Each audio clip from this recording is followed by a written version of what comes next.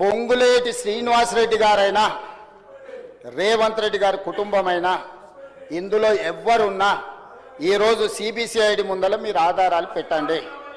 అధికారులు అందరూ సభకు రాని చంద్రశేఖరరావు గారిని మొదట రాజీనామా పెట్టించండి. సిగ్గు లేకుంటే మాటలు మాట్లాడతారు.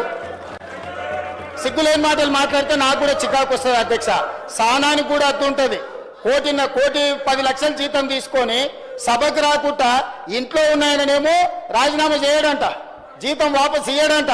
రోజు 18 గంటలు చేసి 4.5 లక్షల ఇందిరమ్మ ఇండ్లు కట్టించి ఈ రోజు లక్షలాది దళితుల గిరిజనులకు ఆదివాసీలకు ఇండ్లు ఇచ్చి వాళ్ళ ఇళ్లలో వాళ్ళ కళ్ళల్లో వాళ్ళ ఇండ్లలో వెలుగు వాళ్ళ కళ్ళల్లో ఆనందం చూసే పొంగులేటి శ్రీనివాసరెడ్డి రాజీనామా చేయాలంట. సిగ్గుండాలి మాట్లాడడానికన్నా కొంచెమన్నా. అంటే మీరు చెప్పింది తినకపోతే మంత్రి రాజీనామా చేయాలనా?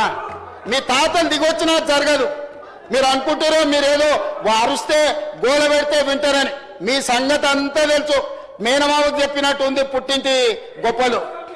గురువింద కింద ఎంత నల్లగుందో తెలియదు. వాళ్ళ కింద ఎంత నల్లగుందో నాకు తెలుసు. నేను మొత్తం చూసి వచ్చినాను అధ్యక్ష. ఇక నేను ఎక్కువ చెప్తే బాగుండదు, చిట్టా ఇస్తే అసలు బాగుండదు. ఒకటే అధ్యక్ష,